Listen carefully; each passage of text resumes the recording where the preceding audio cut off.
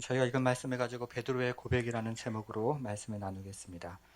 오늘은 마가복음 15번째 시간입니다. 지난주에 이어서 마가복음 8장의 나머지 부분을 가지고 살펴보겠습니다. 마가복음 1장부터 8장까지 한 자리에서 읽어보면 예수님의 사역이 매우 빠르게 진행되는 것을 저희는 깨닫게 됩니다. 수많은 치유와 기적의 사건들이 매우 빠르게 진행이 됩니다. 그런데 마가복음 8장부터는 진행 속도가 굉장히 느려집니다.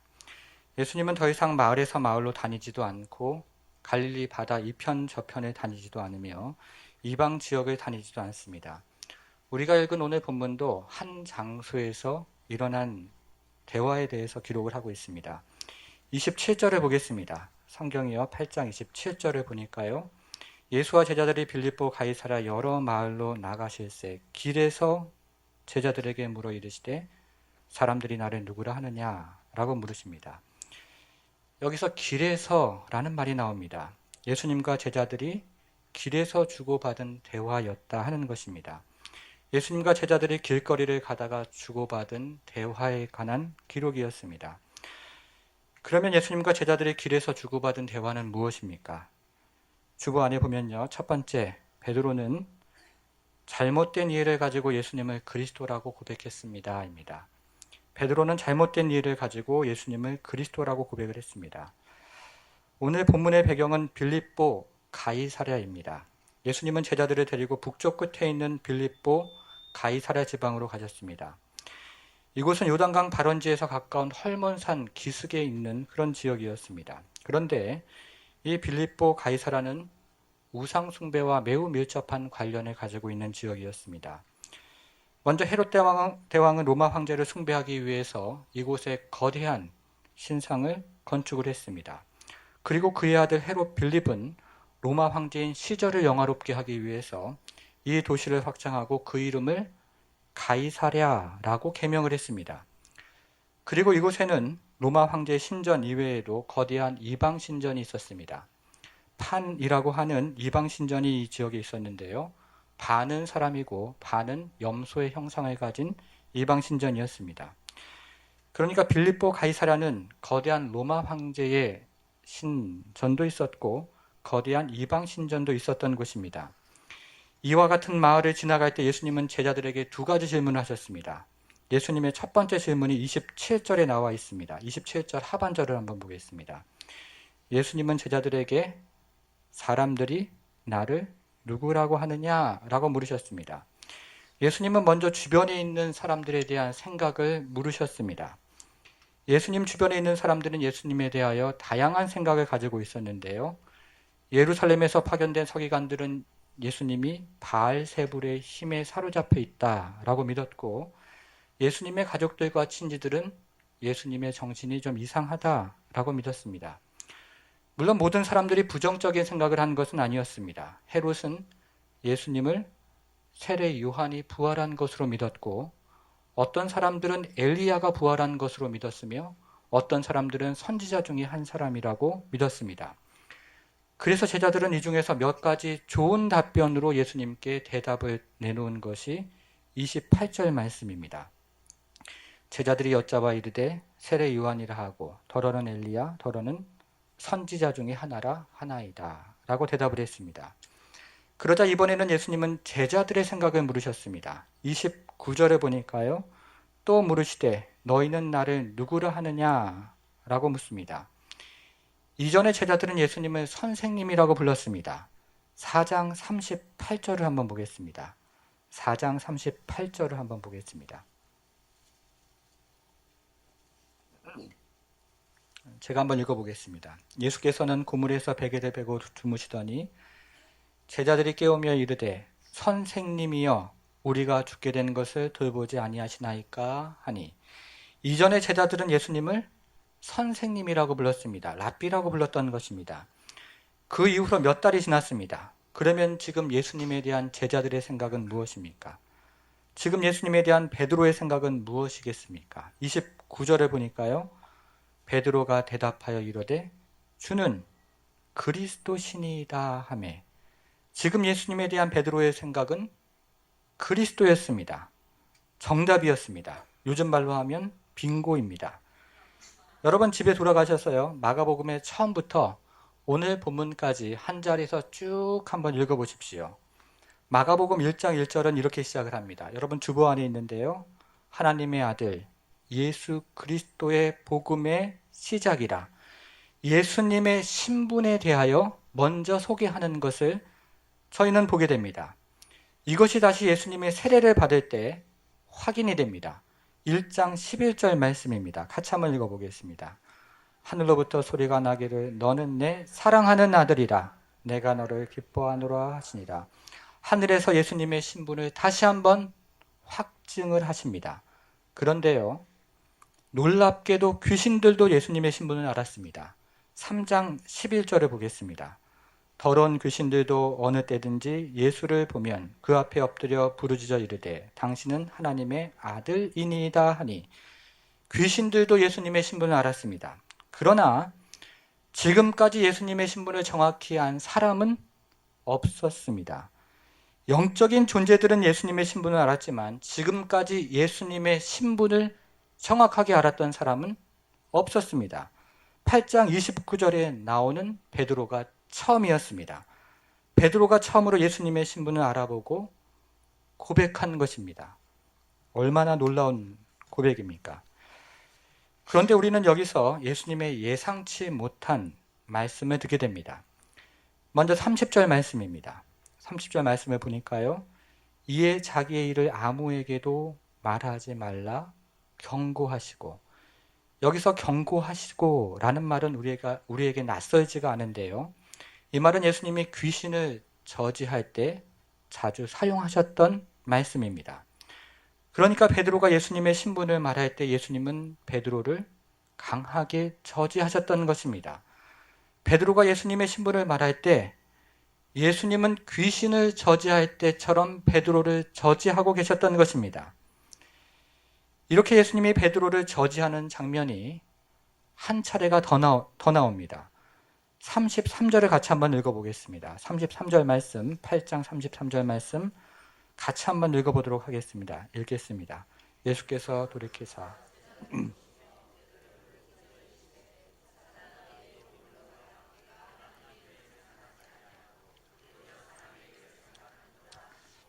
예수님이 베드로를 꾸짖어 라는 말이 나오는데요.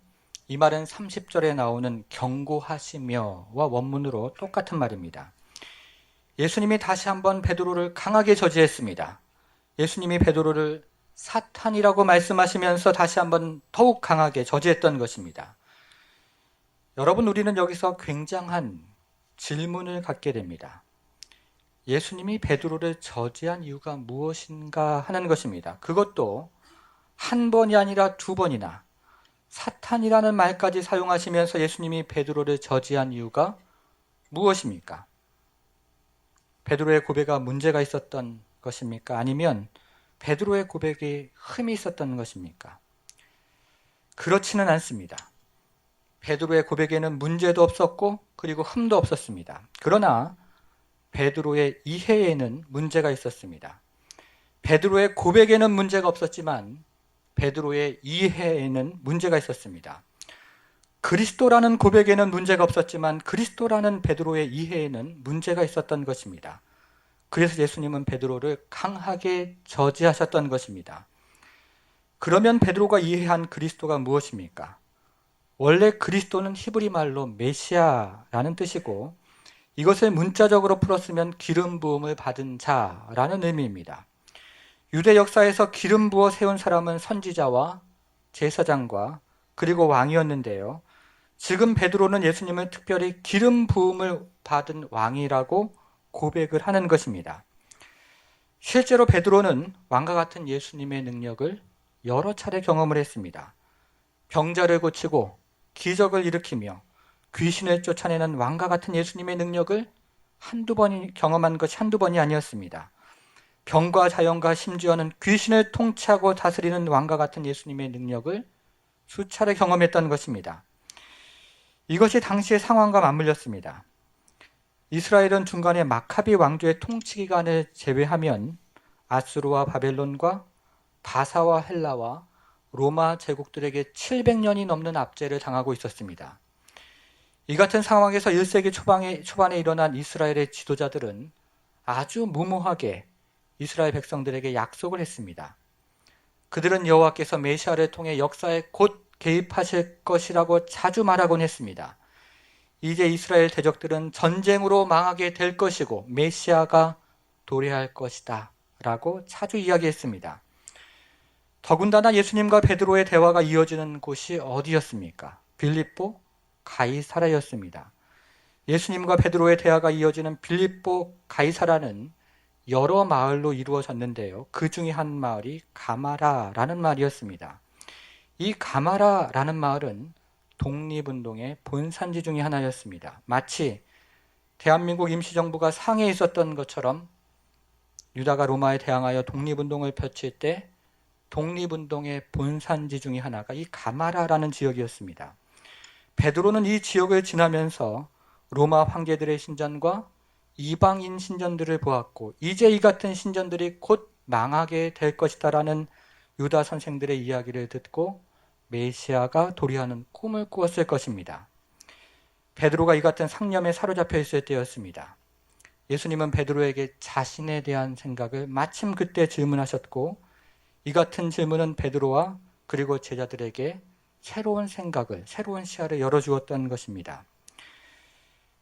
그러니까 베드로가 경험했던 예수님의 행적과 빌립보 가이사라의 역사적인 배경과 예수님의 질문이 완벽하게 맞아떨어지면서 베드로는 지금 정치적이고 그리고 군사적인 메시아를 생각하고 있는 것입니다. 그러자 제자들의 주먹에는 힘이 들어가기 시작했고 그들의 가슴은 열정으로 뛰기 시작했으며 머리는 차갑게 돌아가기 시작했습니다. 그들이 오랫동안 고대해왔던 그 메시아, 정치적이고 군사적인 바로 그 메시아가 바로 눈앞에 서 있었던 것입니다. 베드로의 고백은 바로 그런 의미였습니다. 베드로가 대답하여 이르되 주는 그리스도시니이다. 주는 이방의 통치를 종식시키시고 이스라엘을 회복하실 왕이십니다. 주는 로마의 통치를 종식하고 이스라엘을 다시 세우실 왕이십니다. 하는 고백이었습니다. 여러분, 베드로의 고백 자체는 A+였습니다.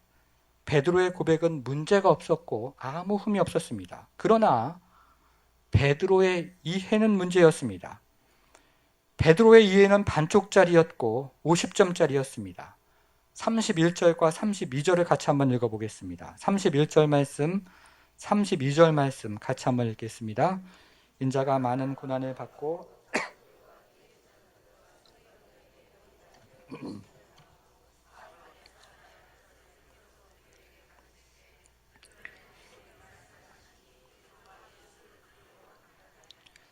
32절 마지막 말씀을 보면요. 베드로가 예수님을 붙잡았습니다. 그리고 강하게 항변하기 시작했습니다.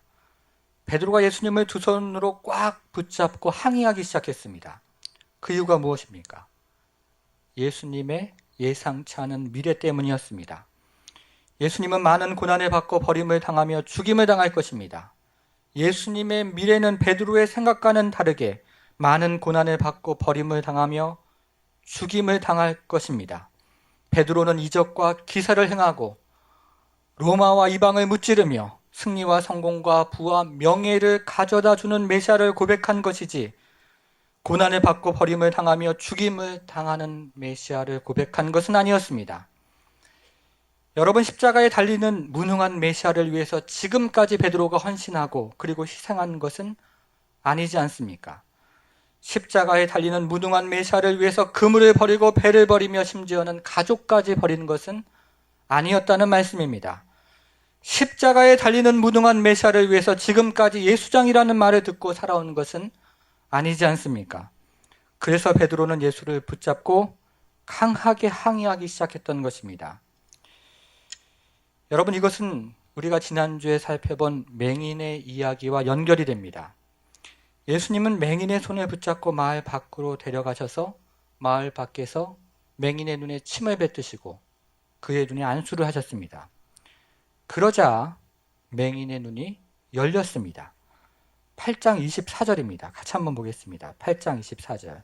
쳐다보며 이르되 사람들이 보이나이다. 나무 같은 것들이 걸어가는 것을 보나이다.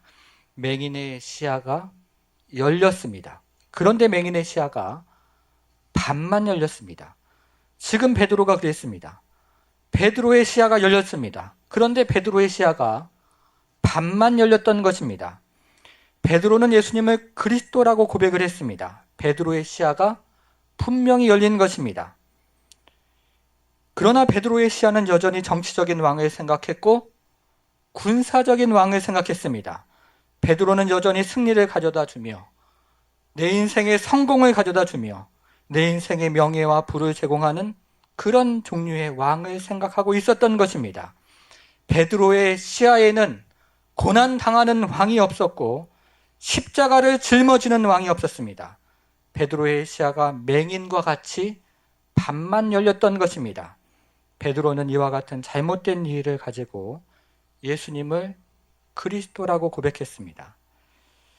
두 번째는 예수님은 자기를 부인하고 십자가를 지고 따르라고 가르치셨습니다. 입니다. 예수님은 자기를 부인하고 십자가를 지고 따르라고 말씀하셨습니다. 우리는 지금까지 8장 27절부터 33절 말씀을 살펴보았는데요. 예수님은 계속해서 자신의 십자가에 대해서 말씀하셨습니다. 그런데 오늘 후반부의 말씀을 보면 예수님은 이제 제자들의 십자가, 우리의 십자가에 대해서 말씀하십니다. 자신의 십자가에 대해서 말씀하셨던 예수님이 이제는 제자들의 십자가, 우리의 십자가로 화두를 바꾸셨습니다. 34절을 보겠습니다. 무리와 제자들을 불러 이르시되 누구든지 나를 따라오려거든 자기를 부인하고 자기 십자가를 지고 나를 따를 것이니라. 예수님은 누구든지 나를 따라오려거든 자기를 부인하고 자기 십자가를 지고 나를 따라야 한다고 가르쳐 주셨습니다. 여러분, 자기를 부인하는 것이 무엇입니까? 자기를 부인하는 것은 금욕 생활을 의미하는 것은 아닙니다. 먹을 것을 절제하라는 말도 아니고 잠을 줄여야 한다는 말도 아니며 부부 생활을 금해야 한다는 말씀도 아닙니다. 이것은 우리가 누리는 사치를, 어느 정도의 사치를 포기하는 그런 정도의 말이 아닙니다. 이것은 죽음에 이를 정도로 자기를 부인하는 것을 의미하는 말씀입니다. 이어서 예수님은 자기 십자가를 지라고 말씀하셨습니다. 여러분, 십자가를 지는 것이 무엇이겠습니까? 마가복음의 독자들은 잘 알려진 바와 같이 로마의 성도들, 로마의 그리스도인들이었습니다. 그런데 마가복음이 전달될 당시 로마의 성도들은 죽음의 계곡을 지나고 있었습니다. AD 64년 7월 18일 밤과 19일 새벽이었습니다. 로마의 원형 경기장 남동쪽 끝에 자리 잡은 목조 상점가에서 화재가 시작되었습니다. 불길이 바람을 타고 로마 시내로 삽시간에 번져나갔습니다. 로마 군인들과 소방관들이 몰려들어서 화재를 진압하고 나섰지만 이 불길은 꼬박 7밤과 6낮을 타오르면서 로마 시내를 초토화시켰습니다.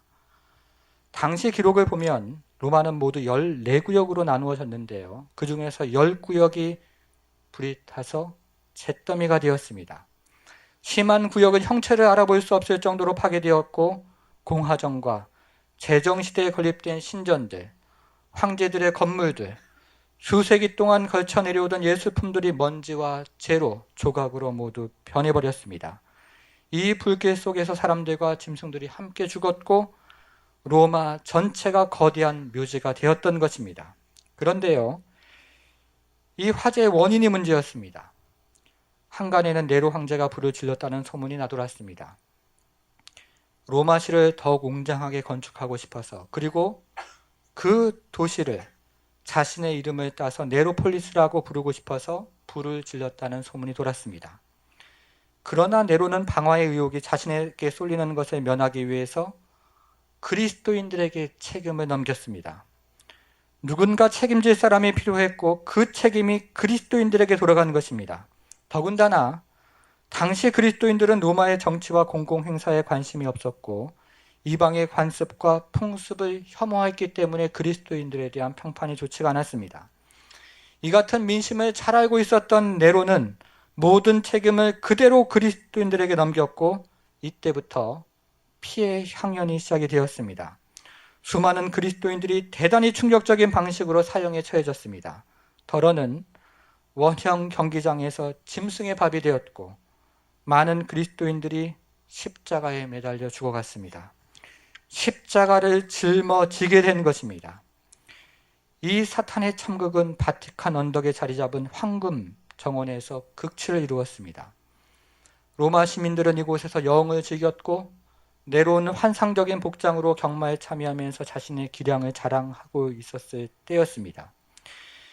이렇게 로마 시민들이 여행을 즐기는 동안 로마 군인들은 그리스도인들을 하나씩 십자가에 못 박았습니다. 먼저 로마 군인들은 그리스도인들에게 코타르와 기름과 송진을 덮어 씌웠습니다. 그런 후에 소나무 기둥에 못을 박았고 그 소나무 기둥을 직각으로 세웠습니다. 그런 후에 산채로 그대로 불을 붙였습니다.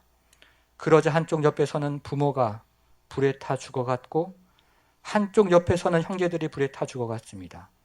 그리고 사랑하는 아내와 남편이 불에 타 죽어갔고 사랑하는 자녀들이 불에 타 죽어갔습니다. 예수를 주로 고백하는 것 때문에 십자가에서 죽어갔고 예수를 그리스도라고 고백하는 것 때문에 십자가에서 죽어갔습니다. 여러분, 하나님이 살아계시다면 어떻게 이런 일이 일어날 수 있습니까? 하나님이 살아계시다면 어떻게 원수가 승리를 하고 사랑하는 부모와 형제 자매들이 십자가에 못 박혀 죽어갈 수가 있겠냐는 말입니다. 하나님이 살아계시다면 어떻게 네로가 승리를 하고 사랑하는 아내와 남편과 자녀들이 이렇게 처참하게 죽어갈 수가 있겠습니까? 고통당하기 전에 하나님께서 나타나셔서 나의 모든 문제를 해결해 주셔야 하는 것 아닙니까? 고난당하기 전에 하나님께서 개입하셔서 나의 모든 인생의 질고를 해결해 주셔야 하는 것, 그런 것 아니냐는 말씀입니다. 그런데 말입니다. 당시의 그리스도인들은 자신들의 고난을 하나님의 유기의 증거가 아니라 그리스도를 향한 충성의 증거라고 믿었습니다. 자신들의 죽음을 하나님의 포기의 증거가 아니라 그리스도를 향한 신실함의 증거라고 믿었던 것입니다. 자신들의 십자가 죽음을 하나님의 버림의 증거가 아니라 그리스도와의 신실한 연합의 증거라고 믿었습니다. 그들은 마가복음 8장 34절 말씀의 마지막 순간까지 믿었던 것입니다. 누구든지 나를 따라오려거든 자기를 부인하고 십자가를 지고 나를 따를 것이니라. 누구든지 나를 따라오려거든 자기를 부인하고 십자가를 지고 나를 따를 것이니라. 이 말씀은 끝까지 붙잡았던 것입니다. 이제 예수님은 이렇게 자신을 부인하고 십자가를 져야 하는 몇 가지 이유를 말씀해 주셨습니다. 첫 번째 이유가 35절에 나옵니다. 다 같이 한번 보겠습니다. 35절 말씀 같이 한번 읽겠습니다. 누구든지 자기 목숨을